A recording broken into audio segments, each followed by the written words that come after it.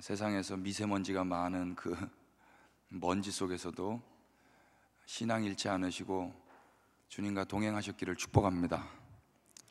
우리는 지난 시간에 여호와의 회의가 있다는 걸 알았어요. 여러분, 한 주간 동안 여호와의 회의에 많이 참여하셨기를 축복합니다.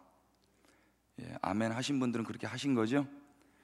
밤낮으로 우리 주님 회의장을 우리 주님이 지키고 계셨는데 거기에 회원들이 많이 오셨어야 됐어요. 근데 회원들이 그 자리를 참석하지 않으면 그 회의장을 떠나서 수많은 시간 동안 여호와의 입에서 나온 이야기를 하지 않고 자기 심중에 있는 이야기만 하게 됩니다. 결국 그러면 거짓 선지라로 살다가 끝나는 인생이 되죠. 그런 일이 피차 없기를 축복합니다. 오늘 수요 정오 음악회에서 테너분을 우리가 모시고 아주 좋은 음악을 들었습니다. 그때 함께 오셨던 분이 계셨는데 그분이 저에게 목사님 같지 않고 스님 같다 그러시는 거예요. 예술을 하시는 분 같다고 그러시면서, 그래서 제가 그냥 지나가면 되는데 제가 또 뭐라고 이야기했냐면, 저는 예술을 하는 사람이 아니고 예수를 아는 사람입니다 그랬어요. 할렐루야. 그러면서 제가 이제 물었어요. 혹시 예수님 믿으세요? 그랬더니 안 믿는다는 거예요.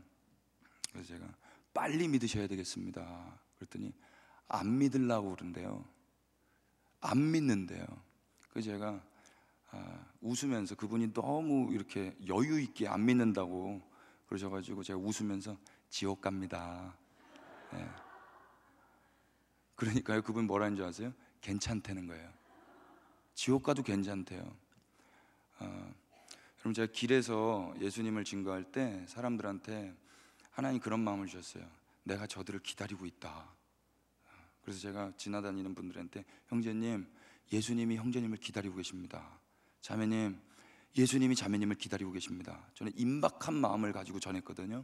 근데 그분들이 지나가시면서 뭐라고 이야기하시냐면, 기다리지 말라고 그러세요. 제 귀로 똑똑히 들었습니다.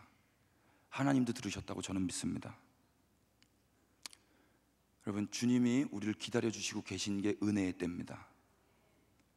주님으로부터 나온 그 말을 전했음에도 불구하고 사람들은 콧방귀를 껴요. 머지않아 장래에 우리 주님 곧 오십니다. 우리가 그날에 주님을 뵙게 될 것입니다. 모든 이름이 예수 그리스도 앞에 무릎을 꿇을 날이 올 것입니다. 모든 높은 산들이 다 무너집니다. 우리 주님이 곧 오십니다. 우리의 신앙의 방향성은 그 주님 오시는 길과 맞닿아 있어야 잘 가고 있는 거예요. 내가 가고 있는 그 길과 주님이 오고 계신 그 길은 한 길입니다. 주님이 오고 계신 길과 내가 가는 길이 다르다면 이거보다도 난처한 건 없는 거예요. 여러분이 지금 가고 계신 그 길과 주님이 오고 계신 그 길을 한 길 가운데 주님 만나시기를 축복합니다. 엇갈리면 지옥인 거예요. 아무리 고상하게 이 세상에서 살아도 주님 못 만나면 지옥입니다. 아멘 합시다. 그래서 사람들이 뭐가 중요한지 모르고 사는 이 시대 가운데 우리는 주님의 회의에 참여해서 주님으로부터 받은 그 말을, 그 임박성과 긴박성을 가지고 세상 가운데 풀어내는 자들이에요. 그 사명이 우리 모두에게 있는 것입니다. 매우 귀한 인생들입니다. 오늘은 예레미야서 1장을 통해서 그 사명자들의 삶, 사명자는 어떻게 사는가, 사명자는 어떻게 불려지고 사명자는 어떤 삶을 살게 되어지는가, 말씀을 통해서 한번 확인해 보도록 하겠습니다. 4절, 5절을 다시 한 번만 읽어 주십시오. 예레미야서 1장 4절, 5절 다 같이 시작.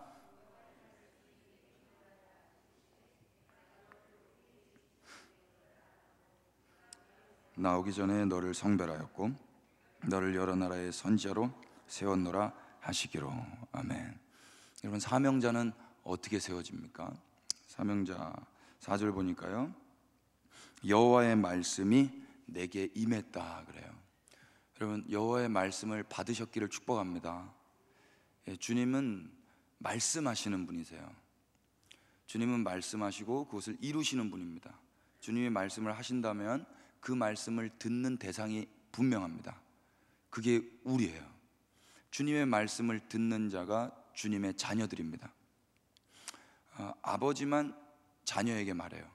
자녀는 아버지의 음성을 들을 수 있어요.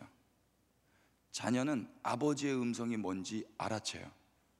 그래서 세상 사람들은 못 듣는 그것을 하나님의 자녀인 교회는 듣습니다. 여러분, 그래서 오늘 이 자리에 모이신 거잖아요. 하나님의 말씀 들으려고. 맞습니까? 그래서 사명자는 하나님의 말씀을 들음으로 시작됩니다. 하나님의 말씀을 들으셨다면 우리는 모두가 다 사명자입니다. 저는 사명이 없었어요. 거의 대부분 사람이 사명이 없을 겁니다. 예수님 안 믿는 사람들. 그래서 대체로 고민하고 염려하고 두려워하지만 해답을 찾지 못하고 대충 타협하다가 인생이 마감되는 것을 많이 봤어요. 하고 있는 일과 하고 싶은 일과 할 수 있는 일, 이 세 가지를 대체로 고민합니다. 하고 있는 일은 현실이라고 그래요. 하고 싶은 일은 이상이라고 그래요. 할 수 있는 일은 가능성이라고 합니다. 현실과 이상과 이 가능성 사이에서 대충 고민하다가 타협하면서 인생을 마감합니다. 예컨대 오늘 현실은 성적이 50점이에요. 근데 이상은 90점이 되고 싶은 거예요. 근데 아무리 노력해도 가능성은 60점밖에 안 되는 거예요. 그러니까 60점 조금 더 해서 65점 정도 타협해서 그렇게 살아가는 것입니다. 저도 그렇게 살았었거든요. 그런데 하나님이 제 인생에 찾아오셨습니다. 그 뒤로 현실과 이상과 가능성과 상관없이 해야 하는 일을 가르쳐 주셨어요. 하고 있는 일과 상관없이, 하고 싶은 일과 상관없이, 할 수 있냐 없냐와 상관없이 해야 하는 일을 가르쳐 주셨어요. 그게 사명이었습니다. 그 사명이 있는 사람은 현실에 함몰되지 않습니다. 현실을 타협하지 않아요. 이상적으로 뜬구름 잡는 삶만 살지 않습니다. 가능성이 있건 없건 상관없이 해야 하는 일에 순복합니다. 여러분, 사명자의 삶을 사시기를 축복합니다. 하나님의 말씀을 받은 사람들은 이렇게 사는 거예요. 그럼 현실을 뛰어넘어서 비현실적으로 사는 게 아니라 초현실적으로 살아갑니다. 비이성적으로 사는 것이 아니라 초이성적으로 살아갑니다. 무한대의 가능성이신 주님과 함께 내가 할 수 없는 그것을 주님으로 말미암아 해내며 살아갑니다. 그리고 모든 일을 다 마친 뒤에 이 모든 건 주님이 하셨다고 주님께 찬양하며 삽니다. 모든 것이 은혜였다고. 할렐루야. 예레미야가요, 그 하나님의 말씀을 받았어요. 그 음성이 무엇입니까? 5절입니다. 하나님이 세 가지를 이야기하세요. 첫 번째는 내가 너를 모태에 짓기 전에 알았다. 예레미야를 이렇게 알으셨다면 우리도 이렇게 알으셨다고 저는 믿습니다. 하나님 언제 우리를 아셨는가? 우리를 모태에 짓기 전부터 알고 계셨습니다. 그리고 우리가 어머니 뱃속에 나오기 전부터 예레미야를 구별하셨다 그래요. 동일하게 우리도 어머니 뱃속에서 나오기 전부터 구별된 자들입니다. 그러니까 성별, 구별은, 거룩함은 우리가 거룩한 일을 해서 거룩해지는 게 아니더라고요. 종교인들은 자기가 거룩한 짓을 해서 거룩한 사람이라고 부름받기를 소망해요. 그래서 매일 거룩한 삶을 살려고 노력합니다. 우리는요, 은혜의 백성, 하나님의 사명자들은 이미 엄마 뱃속에 있을 때부터 하나님이 넌 거룩해 이렇게 말씀하신 거예요. 그래서 거룩이라는 단어는 윤리적인 단어라기보다도 물리적인 단어입니다. 윤리적으로 우리가 거룩한 삶을 살아서 거룩한 자라고 평가받는 것이 아니라 거룩하신 하나님이 이 본질상 진노의 자녀 가운데 있었던 우리를 집으셔서 자리를 바꾸시는 거예요. 물리적으로 사랑의 아들의 나라로 자리를 옮기시는 겁니다. 그래서 우리가 거룩한 짓을 한 게 아무것도 없어도 우리는 그저 거룩하신 분이 우리를 만지셨기 때문에, 선택하셨기 때문에 거룩한 자라고 염치 없이 부름받는 것입니다. 아멘이시죠? 이게 종교와 기독교의 차이입니다. 종교인들은 이 비밀, 이 신성한 비밀을 몰라서 자기가 스스로 돌을 닦고 수양하고 하나님을 향하여, 신을 향하여 여행을 떠나는 거예요. 근데 우리는 하나님의 하늘의 영광을 버리고 이 땅에 내려오셔서 우리와 연합되어 주셨습니다.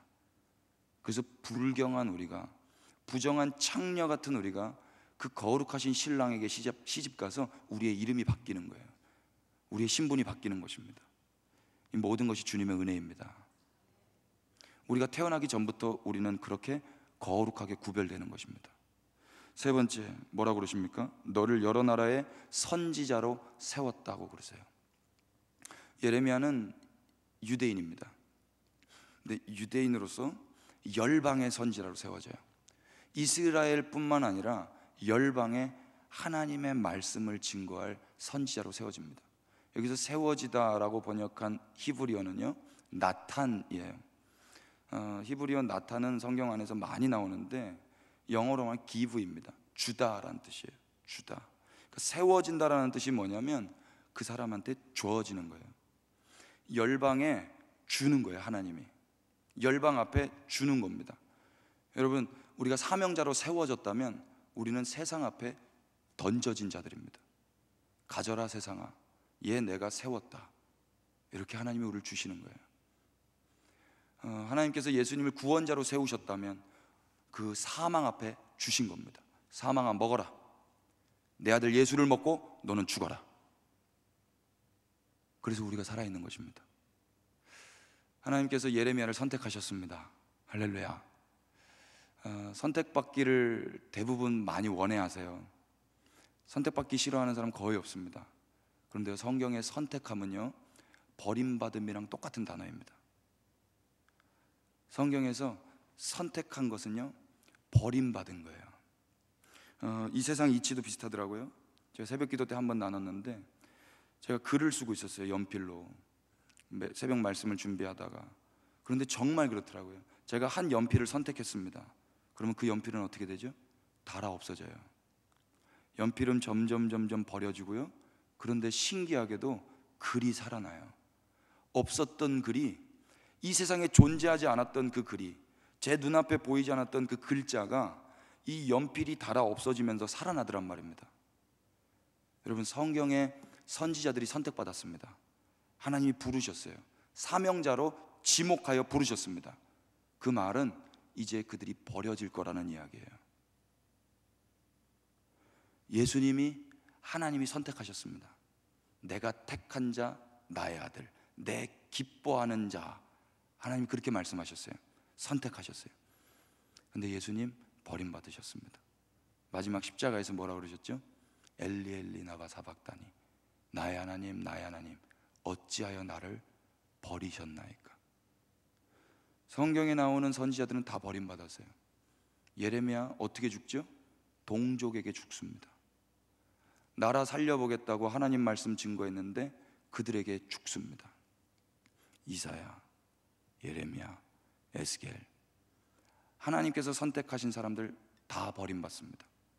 여러분, 교회는요, 하나님께서 선택하신 무리들이에요. 에클레시아, 하나님이 따로 구별하여 선택하신 백성을 일컬어 교회라고 말합니다.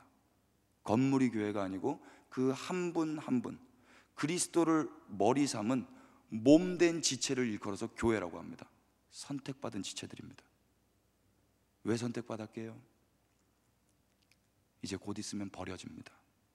그런데 그 버려짐은 저주가 아닙니다. 그 버려짐이 저주라면 예수 그리스도의 십자가는 수치와 부끄러움이에요. 그러나 우리는 예수 그리스도의 십자가를 찬양합니다. 십자가에 못 박힌 그리스도만 알기를 소망합니다. 이유가 무엇입니까? 그게 가장 고상하고 영광스럽기 때문입니다. 아멘 합시다. 바울은 그랬어요. 사도 바울은 다메섹에서 예수님 만났습니다. 사도 바울은요, 손수건만 얹어도 병자가 떠났습니다. 심지어 3층에서 말씀 듣고 있던 유두고인가요? 그분이 졸다가 떨어졌는데 그분 다시 살려내기까지 했습니다. 다 하나님의 역사였습니다. 그런데요, 바울은 그렇게 역사하신 예수님, 그렇게 역사하신 하나님을 알기 원치 않아야 했어요. 그 하나님을 증거하지 않았습니다. 바울은 뭐만 알기를 원했냐면은 십자가에 못 박힌 그리스도만 알기로 작정했습니다. 환상 중에 예수님 만났고 병자가 떠나가는 걸 경험했고 심지어 죽은 자까지 살려냈던 사람이에요. 그런데 그렇게 하신 하나님을 증거하거나 그렇게 하신 하나님을 알기로 작정하지 않았습니다. 많은 사람들이 저주했던, 많은 사람들이 미련하라고 손가락질했던 그 십자가에 못 박힌 예수 그리스도만 알기로 작정했습니다. 바울이 그렇게 했다면, 믿음의 선배가 그렇게 했다면 우리도 그 예수님만 알기로 작정해야 될 줄로 믿습니다. 여러분, 우리는 그렇게 선택받은 거예요. 그래서 우리도 그렇게 버림받아질 것입니다. 그러나 우리가 그렇게 버림받아지면 버림받아질수록 알지 못하던 새로운 글들이 살아나게 될 것입니다. 아멘. 지난주에 느꼈던 그 감정을 제가 또 느끼네요. 제가 이 방에서 살아나갈 수 있을까요? 여러분, 우리가 그렇게 눈물로 씨를 뿌릴 때 머지않아 다음 세대들이 살아날 것입니다. 우리가 씨를 심어야 꽃이 피게 되는 줄로 믿습니다. 그래서 그 씨를 심는 우리의 눈물이 흘려지고 우리가 버림받아지는 건 저주가 아니라 영광인 것입니다. 한 알의 밀이 땅에 떨어져 썩어야만 거기서 생명이 살아나는 것입니다. 이게 기독교입니다. 그래서 하나님이 선택받은 하나님의 사람들을 부르시는 거예요. 아들아, 딸아, 나와 함께 나의 일을 하자. 이렇게. 그래서 교회가 있잖아요. 이제 우리의 삶은 자명합니다. 행복하시죠? 인생의 목적이 행복이 아니라 거룩이라 그랬습니다. 행복하지 않으셔도 전혀 상관없습니다. 거룩하시기를 축복합니다. 여러분들의 이 감정보다 조금 더 괴로워했던 것 같아요. 예레미야는 이 하나님으로부터 선택을 받았는데 전혀 행복하지 않았습니다. 뭐라고 이야기하는가 한번 보시죠. 6절, 7절, 6절만 읽겠습니다. 시작.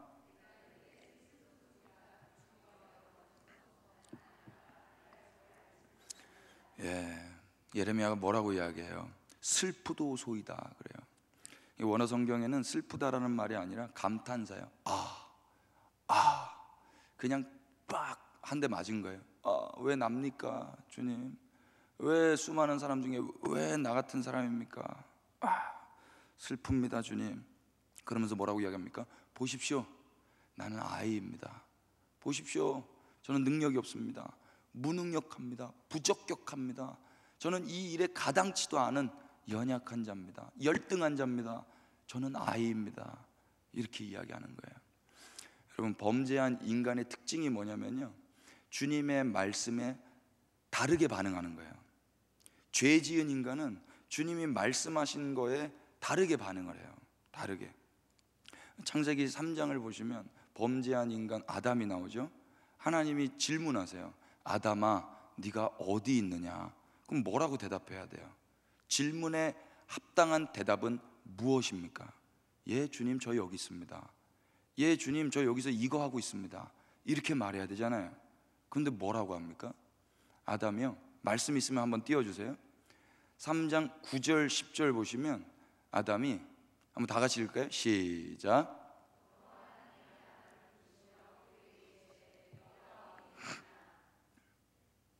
다음 구절요. 시작.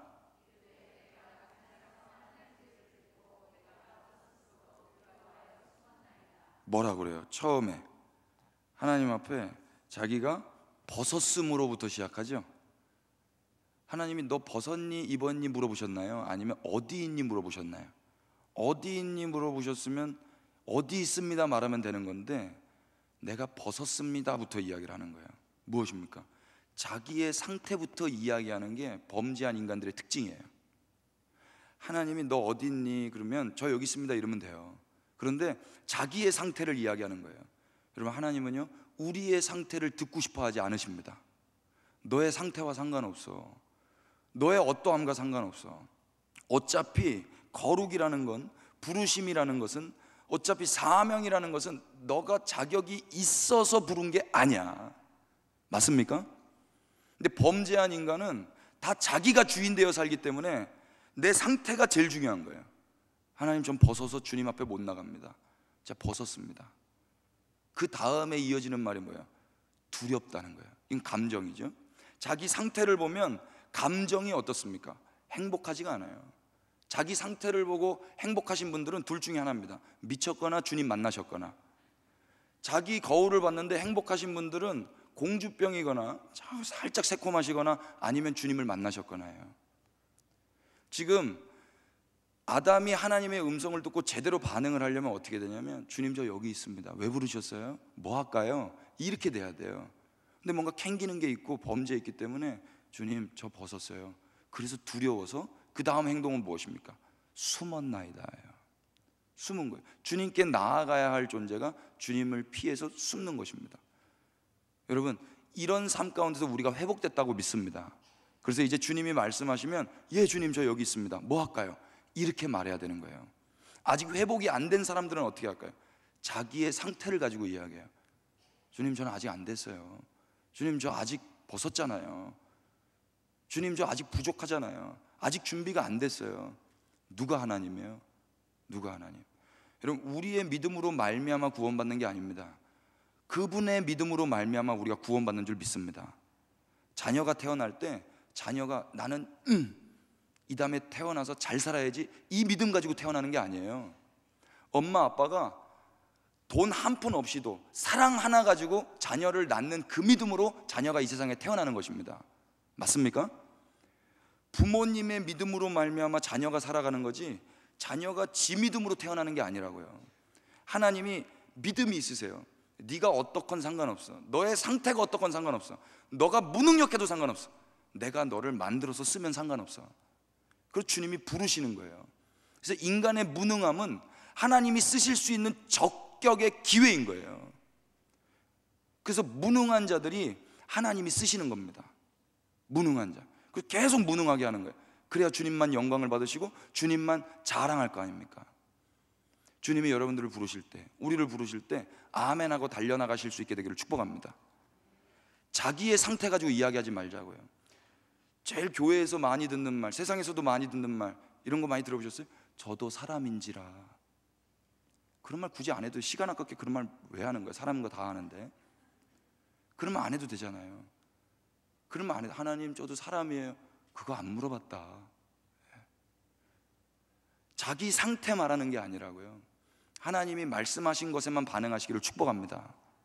예레미야 그거 못했어요. 저는 아이입니다. 그래서 말할 줄을 모릅니다. 하나님 뭐라 그러십니까? 위로 안 해주세요. 7절 다 같이 읽겠습니다. 시작. 여호와께서 내게 이르시되 너는 아이라 말하지 말고 내가 너를 누구에게 보내든지 너는 가며 내가 내게 무엇을 명령하든지 너는 말할지니라. 아멘. 너 상태 말하지 마 그러시는 거예요. 너 아이인 거 알고 불렀어. 우리 주님이 전능하신 분이심을 믿으시죠? 예레미야가 아이라는 거 알고 있습니다. 예레미야가 생각하는 것보다 훨씬 더 먼저 하나님이 예레미야의 모든 것을 알고 계십니다. 그런 말 듣고 싶은 게 아니에요. 저 아이입니다. 저 말할 줄을 모릅니다. 주님 아시잖아요. 이런 거 듣고 싶은 게 아니에요. 예, 주님 뭐 할까요? 제가 하겠습니다. 제가 하겠습니다. 뭐 할까요? 저는 할 수 없지만 사람이 할 수 없는 그것을 하나님은 하실 수 있다고 믿사오니 주님 마음껏 하십시오. 주님 어떤 거 할까요? 마음껏 하십시오.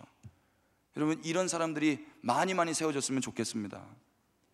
오해는 마세요. 교회에서 일하라는 소리 아닙니다. 여러분 꼬셔가지고 교회 뭐 헌신하라고 제가 이야기하는 거 아니에요.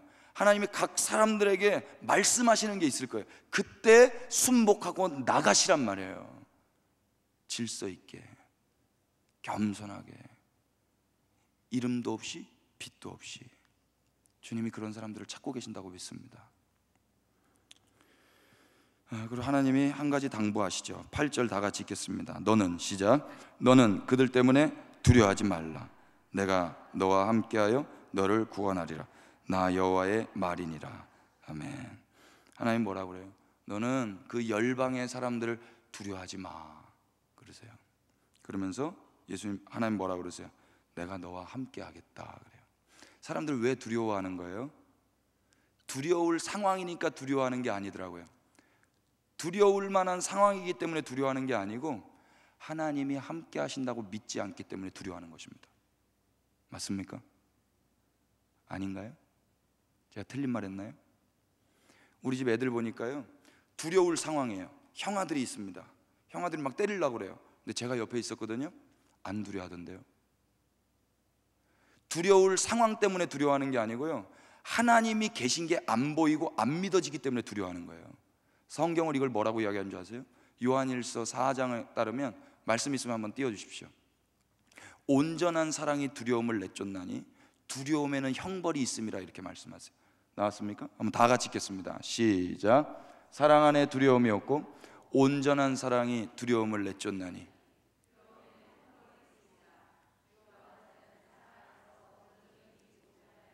아멘. 요한일서에서 사랑을 하나님이라고 말하시거든요. 그 하나님이 임하시면 두려움은 밀려나가는 것입니다. 아버지가 옆에 계시면 두려운 형아들은 눈에 보이지 않는 거예요. 기고만장해져요. 기고만장해져요. 기고만장. 그래서 왜 두려움에는 형벌이 따르냐면 그 하나님을 믿지 않기 때문에 형벌이 따르는 것입니다. 하나님 살아계십니다. 하나님이 우리와 함께 하신다고 약속하셨습니다. 그분의 이름이 임마누엘입니다. 그분으로 말미암아 살고 그분과 함께 벗되어 살면 우리에게 두려움이 있을 수가 없습니다. 두려움이 왔을 때 주님 두렵지 않게 해주세요 기도한다고 두려움이 떠나지 않습니다. 백날 축사해 보십시오. 두려움아 떠나가라. 더 두렵습니다. 제가 이걸 해보려고요, 교회 본당 불 꺼놓고요, 두려움아 떠나가라, 목소리를 더 크게 하면 더 떠나갈 줄 알고 더 크게 했다가 울려가지고 더 무서웠잖아요. 진짜 해보세요. 진짜 무서워요. 교회에서 혼자 그러고 있으면요. 눈 감고 해보세요. 무섭다니까요. 근데 하나님 가르쳐 주셨어요. 그래서는 안 된다. 기도가 틀렸어요. 나를 기다려라. 내가 임하면 네가 두려움을 내쫓지 않아도 두려움은 떠나가는 것이다. 순서가 틀렸어요. 주님이 임하시는 게 최우선입니다. 그리스도에는 모든 순서가 주님이 임하셔야 되는 거예요. 노래를 못하는 사람도 주님이 임하시면 노래가 되어집니다. 말을 못하는 사람도 주님이 임하시면 말이 되어집니다. 벌벌 떠는 겁쟁이도 주님이 임하시면 담대하게 됩니다. 모든 키는 주님이세요. 맞습니까? 주님을 사모하십시오. 주님이 없으면 두려울 수밖에 없어요. 그건 결국 형벌인 거예요. 주님이 그 두려움 가운데서 자유를 주시려고, 담대케 하시려고 십자가 지신 겁니다. 예수 그리스도의 십자가가 헛되지 않기를 축복합니다. 아멘. 열등함과 열등감은 달라요. 열등함은 열등함이지만 열등감은 감정이에요. 여러분, 저는 열등합니다. 그러나 열등감에 빠지진 않아요. 주님이 주시는 은혜입니다. 여기 가만히 봐도요, 여기서 제가 머리숱이 제일 열등해요. 그러나 저는 열등감에 빠지지 않아요. 조금도. 이유가 무엇입니까? 열등함을 커버해서 제가 열등감에서 자유된 게 아니에요. 왜 제가 열등감에 빠지지 않냐면 저희 집사람이 저를 사랑합니다. 저희 하나님이 저를 사랑하세요. 그리고 저희 삼남매가 저를 사랑해요. 그리고 서초교회도 이 머리숱과 상관없이 저를 불러주셨습니다. 저는 그 사랑으로 인해서 이거 열등해도 괜찮네. 열등감에 빠지지 않아요. 죄송합니다. 저희 둘째 이야기를 좀 할게요. 저희 둘째가 제가 이제 등원을 시켜줬어요. 지금은 초등학문을 배우고 계신데 그때는 유등학문을 배우셨거든요. 그래서 그때 이제 등원을 시켰는데 초등학생들은 솔직합니다. 유치원생들은 솔직해요. 그래서 그냥 보이는 대로 이야기합니다. 보자마자 대반에 이야기했습니다. 와, 대머리다, 이렇게. 그랬더니 우리 둘째가 기분이 좀 언짢았나 봐요. 근데 언짢았는데 그거를 표현을 잘 못했는데 또 막 애들이 몰려가지고 그 소리 듣고 대머리다 대머리다 막 이야기를 했어요. 그러니까 우리 둘째가 화가 났는지 큰 소리를 버럭 내더라고요. 뭐라고 할게요? 우리 아빠 대머리 아니야? 대머리 맞는데? 뭐라 그럴까? 대머리 아니야. 그래놓고 뭐라 그랬냐면요, 그 친구가 그럼 뭔데? 그러니까 탈모야. 그랬대요. 아멘이죠? 팩트예요. 탈모입니다. 그러니까 아버지가 조롱당하는 게 싫었던가 봐요. 여러분, 하나님 아버지께서 조롱받는 게 싫으시는 자녀 되시기를 축복합니다. 그러면 뭔가 튀어나와요. 세상 앞에서 우리 주님이 수모당하실 때 숨지만은 않아요. 내가 그리스도인이라는 걸 숨는 건 아버지를 사랑하지 않는 자녀예요. 아버지가 수모당하실 때 아버지의 어떠함을 변호할 수 있게 되기를 축복합니다. 제가 그 사랑을 받았어요. 그 사랑을. 저희 첫째는요, 첫째 또 등원을 시켰는데요, 지금 거의 한 10년 가까이 된 이야기죠. 그런데 이제 학생들이 이렇게 오는 거예요, 친구들이.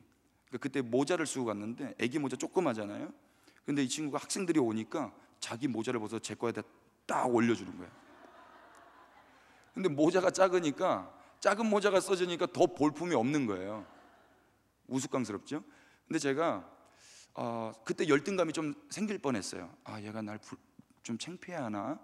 그 집에 와서 저녁에 물어봤어요. 근데 아까 그때 아침에 하연이가 창피해서 아빠를 모자 쓰여준 거야? 아니면 아빠가 창피할까 봐 모자 씌워준 거야? 뭐라 그랬게요? 아빠가 창피할까 봐 덮어준 거래요. 제가 그때 사랑은 허다한 죄를 덮느니라 말씀이 알아져 버렸잖아요. 우리 첫째 딸이 저를 사랑합니다. 제가 그 사랑 받기 때문에 비록 열등하지만 열등감은 느끼지 않아요.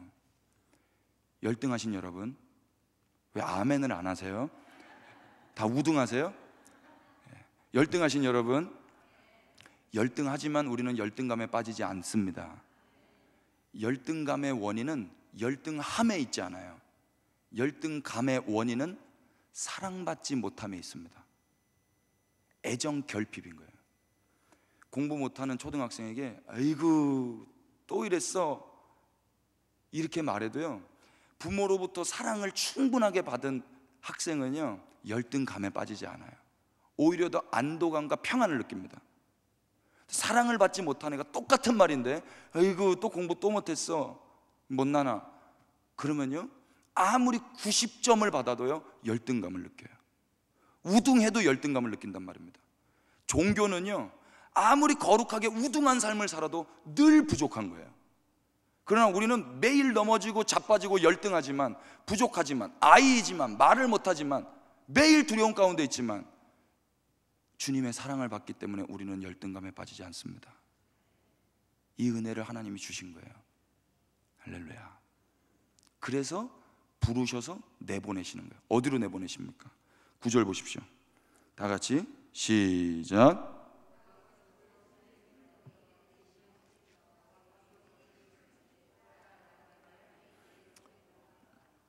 하나님께서 하나님의 손을 내미십니다. 하나님 손 있으세요? 하나님은 영이십니다. 하나님 육이 아니세요. 하나님이 영이신데 하나님이 마치 사람처럼 성경에 기록되어 있는 데가 많아요. 이걸 신학적으로는 신인 동형 동성론적 표현이라고 그래요.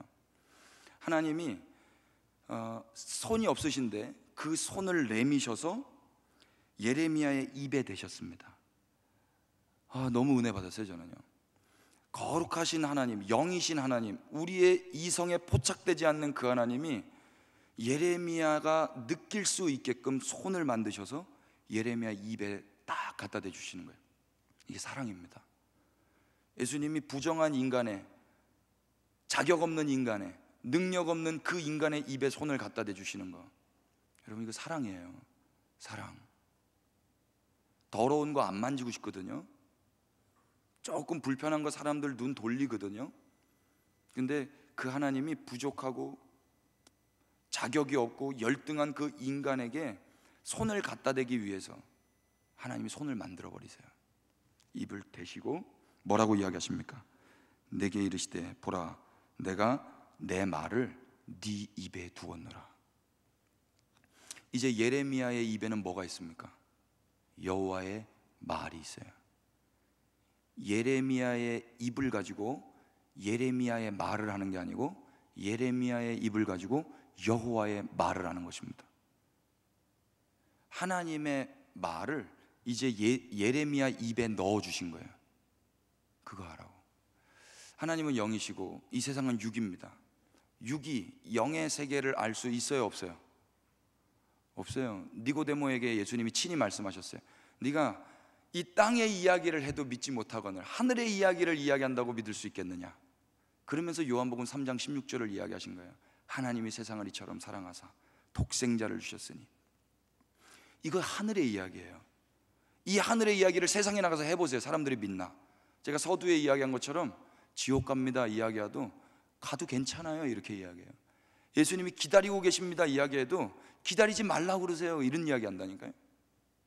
하늘의 이야기를 들을 수가 없습니다.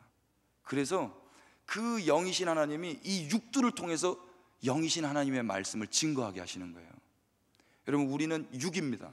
그러나 성령이 우리 가운데 거하십니다. 그 영이 임하셔서 영이신 하나님의 마음을 우리가 이제 알아요. 그래서 이제 우리는 이 육을 가지고 육들에게로 나아가는 것입니다. 다이렉트로 영을 알 수 없는, 영이신 하나님을 알 수도 없고 깨달을 수도 없고 만나고 싶어 하지도 않는 그들에게 그 영을 받아서 그 영이 친히 우리 가운데 임해 주셔서 우리가 육으로 그들을 만나는 것입니다. 이게 사명자의 삶인 거예요. 맞습니까? 어디로 갑니까? 10절 보십시오. 보라, 시작. 보라, 내가 오늘 너를 여러 나라와 여러 왕국 위에 세워 네가 그것들을 뽑고 파괴하며 파멸하고 넘어뜨리며 건설하고 심게 하였느니라 하시니라. 아멘. 하나님이 예레미야에게 그 말을 넣어주시고 그 입을 가지고 어디로 보내시냐면 여러 나라와 여러 왕국에 세우십니다. 열방과 열왕들 앞에 세우는 거예요. 꼬맹이 어린 아이를. 하나님 참 담대하시죠? 이게 하나님의 전능하심이에요. 서울대학교는 저를 감당이 안 됩니다. 저 같은 사람을 감당할 수가 없어요. 삼성전자는 저 같은 사람을 감당할 수가 없어요. 저 같은 무능한 사람이 서울대학교에 가면 서울대학교의 커리어가 떨어집니다. 삼성전자는 저 같은 사람 들어가면 망할 수도 있어요. 저는 무능하거든요. 그런데 하나님은요, 무능한 사람들만 불러요. 이유가 무엇입니까? 하나님의 나라는 쇠하지 않기 때문입니다. 어떤 무능한 자가 와도 하나님은 당당하세요. 괜찮아, 너의 어떠함 때문에 내 나라가 지금까지 버틴 거 아니야. 내 나라는 영원해. 하나님의 어떠하심 때문에 그 어떤 무능한 자가 온다 할지라도 하나님의 나라는 영원합니다. 이게 세상과 하나님 나라의 반대예요. 세상은 유능한 자들을 선호합니다. 유능한 자가 와야 흥해지거든요. 무능한 자가 오면 쫄딱 망해요. 그래서 다 유능한 사람들을 선호하는 거예요. 근데 하나님은 아니세요. 전능하시기 때문에, 능력이 있기 때문에 그 실패한 자, 낙오한 자, 아픈 자, 부족한 자, 병든 자, 아무도 사랑해주지 않는 그런 사람 우리 주님 다 받으실 수가 있습니다. 바다처럼. 그래서 받는 거예요. 바다가 그래서 바다예요. 다 받아. 우리 주님은 다 받으실 수 있어요. 여러분, 그 마음으로 살아가시기를 축복합니다. 그 능력이에요, 능력. 그래서 어린아이지만 열국과 열왕으로 보내시는 거예요. 그래서 뭐 하십니까? 6가지 동사가 나오는데 앞에 4가지 동사는 부정적인 것이고요, 뒤에 2가지 동사는 긍정적인 거죠. 첫 번째 뭐예요? 뽑고 파괴하고 파멸하고 넘어뜨리는 겁니다. 여러분, 뭔가 하나 빌드업 하려면은, 건물을 세우려면 제일 처음에 뭐 해야 되죠? 저는 건물을 안 지어봐서 모르지만 그래서 기본적으로 뽑아야 됩니다. 파괴하고 파멸하고 넘어뜨려야 돼요. 부정적으로 다 갈아엎어야 됩니다. 그리고 나서 토양 작업이 끝난 다음에 그 다음에 건설하고 심는 것입니다. 그러면 사람들이, 꼬맹이가 와가지고 왕들이 뽑고 파괴하고 파멸하고 넘어뜨리면 아멘 할까요? 때려 죽이려고 할까요? 뭐 같지도 않은 꼬마가 와가지고 자기를 뽑으려고 그러고 넘어뜨리려고 그러고 파멸하려고 그러고 파괴시키려고 하면 그 가만히 있겠어요? 버려지는 것입니다. 그래서 예수님이 이 땅에 오셔서 어린아이로, 그렇게 약한 자로, 하나님의 어린 양으로 오셔서 만만하게 사람들의 손에 죽임당하시는 거예요. 예수님도 그러셨고 예레미야도 그렇고. 그 결과 어떻게 됐습니까? 하나님의 나라가 세워지고 거룩한 하나님의 씨들이 심겨진 것입니다. 우리의 사명은 무엇입니까? 이 세상에 우리는 세상과 비교해서 많은 부분 무능합니다. 예수 믿는 것이 세상과 싸워가지고 더 능력을 많이 키우려고 하는 거라면 잘못된 거라고 저는 이제 믿어요.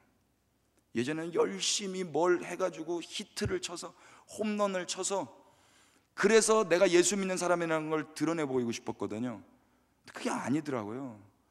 성경에 보니까 오히려 무능한 그 상태로, 연약한 그 상태로, 어린아이의 그 상태로 아무 자격 없이, 아무 능력 없이 주님 말씀에 순복해서 그냥 가는 거예요. 열왕 앞에, 열국 앞에 서서 주님 말씀하신 그것만, 내 입이 아니라 주님의 말을 담은 입으로서 그냥 증거하는 것입니다. 그럴 때 그들이 기뻐하지 않아요. 무시합니다. 그들 앞에 섰을 때 뭔가 설득력이 있고 뭔가 그들이 받아들일 수 있을 만한 자격이 있어야 되는데 자격도 없고 설득할 만한 어떤 것도 없는 제가, 연소한 제가 말한다고 그들이 듣겠습니까? 그런데도 뽑고 파멸하고 넘어뜨리는 일이 먼저인 거예요. 그 일하면 사람들이 싫어해요. 아무리 착하게 살고 아무리 선하게 살아도요, 예수님 말씀에 순복해서 뽑고 파멸하고 파괴하고 넘어뜨리는 일을 하면 미움받아요. 예수님이 도덕적으로 문제가 있으셨습니까? 제자들이 도덕적으로 문제가 있었습니까? 성경의 선진들이 도덕적으로 문제 있었습니까? 아니에요. 여러분, 요즘에 예수님 믿고 뭐 거짓말해서 회개하고 이러신 분 없잖아요. 뭐 훔쳐가지고 회개하고 이러신 분 없죠? 막 쌍욕하고 회개하시고 이러신 분 없죠? 우리의 도덕률은 세상의 도덕률 기준 이상입니다. 그리스도인들의 도덕률은요. 스타트 라인 자체가 달라요. 우리는 그 주님 얼굴 앞에 서 있으니까 마음을 찢고 회개하는 겁니다.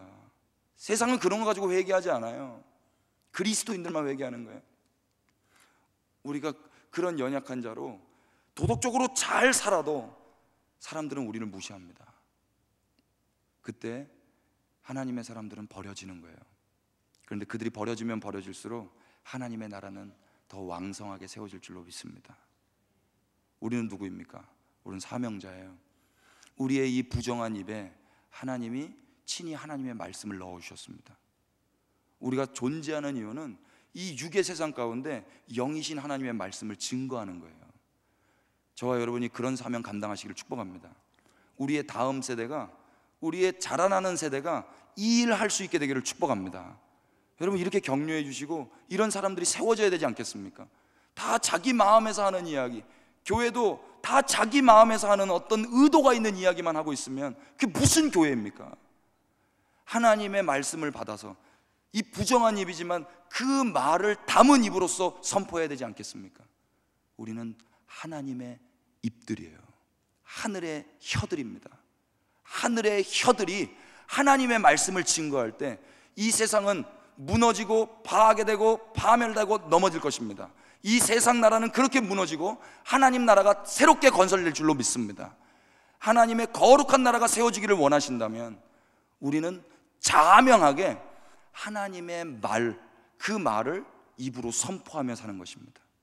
어디에 가시든지, 직장에, 사업장에, 가정에, 어디를 가시든지 하나님의 말씀을 받아서 하나님의 입으로서 하나님의 말씀을 선포하시는 저와 여러분 되시기를 주님의 이름으로 축원합니다. 아멘. 우리 찬양하면서 우리 기도하겠습니다.